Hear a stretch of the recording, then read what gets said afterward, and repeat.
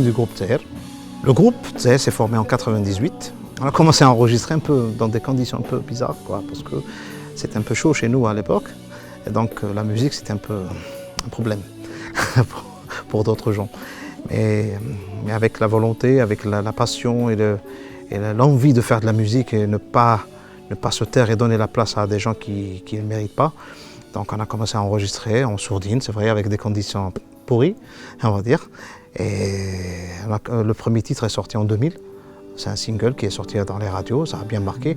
Surtout, on est tombé dans une période où il n'y avait pas assez de groupes, parce que c'est une période très rare et très cheb. Il n'y avait que des chanteurs. Dans les années 80, il y avait des groupes comme T34 et Khinjar et pas mal de groupes qu'on connaissait avant. Mais ça a disparu et maintenant ça a repris. Et donc on a commencé à faire le premier titre. Après c'est le deuxième single et ça nous a donné goût à continuer. Donc on a fini complètement l'album. Le premier album est sorti en 2001. C'est l'album Sarah. Et Sarah, ça reflète un peu la décennie noire de l'Algérie. C'est un peu on va dire que c'est un peu le vécu qu'on a subi, quoi. Sarah, c'est un prénom un peu spécial parce que ça exprime une chose très importante, c'est quoi?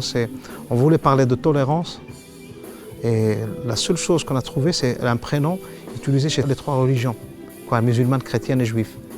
Et donc, c'est pas un crime de choisir une religion ou ne pas choisir une religion. Le crime, c'est d'interdire telle personne de choisir une religion. On a commencé nos messages pendant les années 2000 et voilà, jusqu'à maintenant, on est toujours engagé dans ce même principe et dans cette idéologie. Le premier album Sarah, ça a bien donné. Avec ça, on a commencé à faire quelques tournées ici et ailleurs.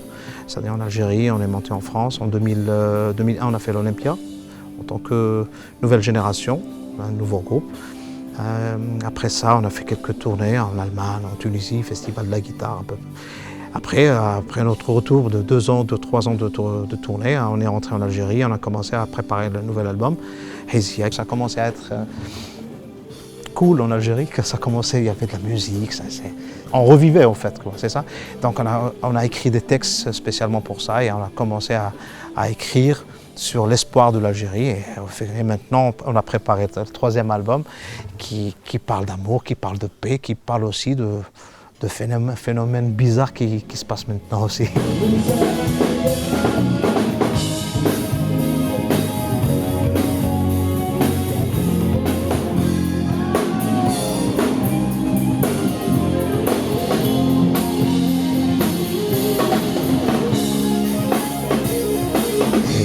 C'est tout ce qu'on sait faire. J'aime gratter sur ma guitare, écrire des chansons et pratiquement tout le groupe a le même état d'esprit, le même esprit. On est là en train de s'exprimer, de se faire plaisir surtout, se faire plaisir.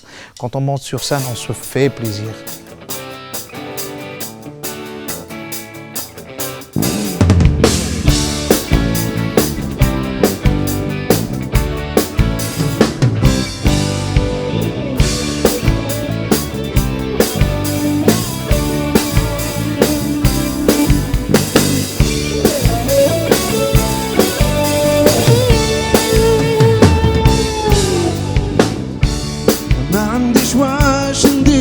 كل واحد ماشي في حاله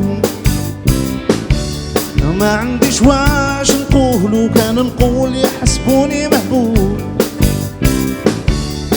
ملي تطلع الشمس وانا نجري تايه مغبول ما عنديش واش ندير كيشوفوني يحسبوني مجنون وش راني نقول وش بيني ندور خايف من خيالي تبع فيها حبيت نقول راني مسجون وحدي هاد الدنيا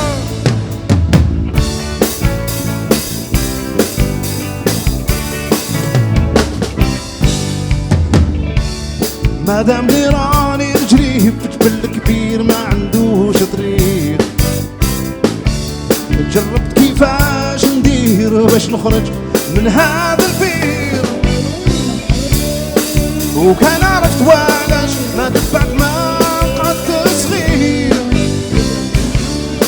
رميت روحي وانا عارف لي البحر هايج وكبير وش راني نقول وش بيني ندور خايف من خيالي تبع فيها حبيت نقول راني مسجون وحدي في هاد الدنيا عصام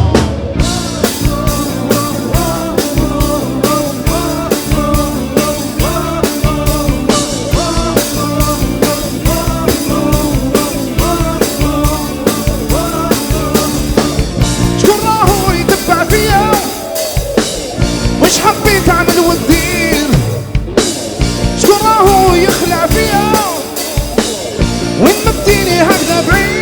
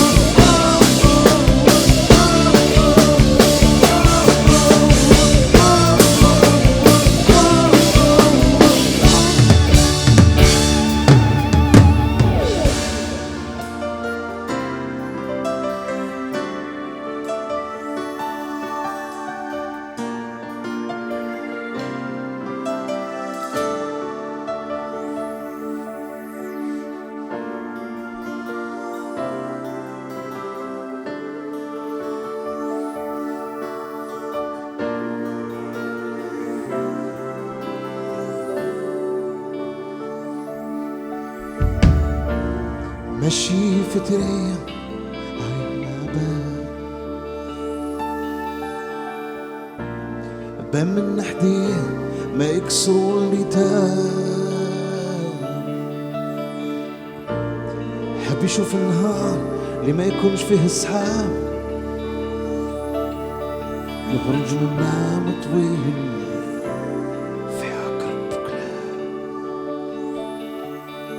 من نهار ندم على اللي فات حاب يعاود يولي كيما كان زمان من نهار ندم على اللي فات حاب يعاود يولي كيما كان زمان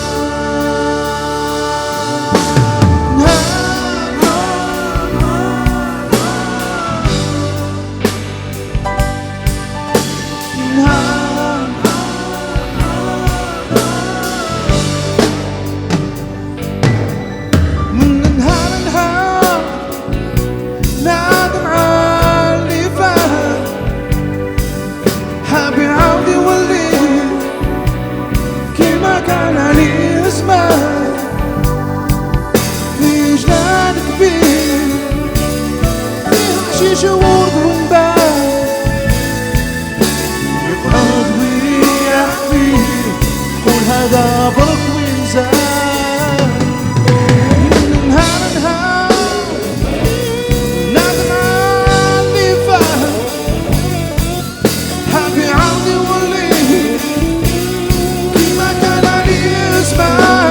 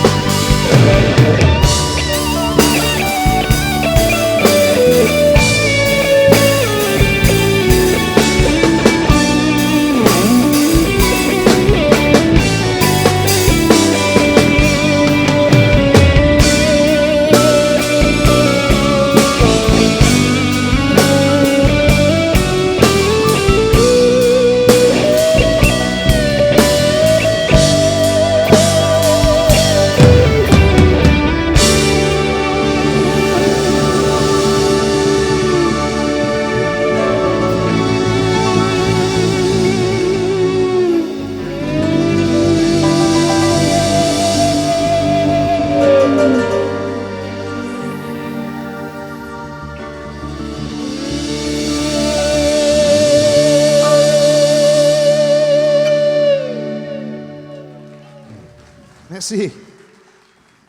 هاد لا شونسون اسمها كان اللي جاز دركا اسمها ندم، صافي فليشيه.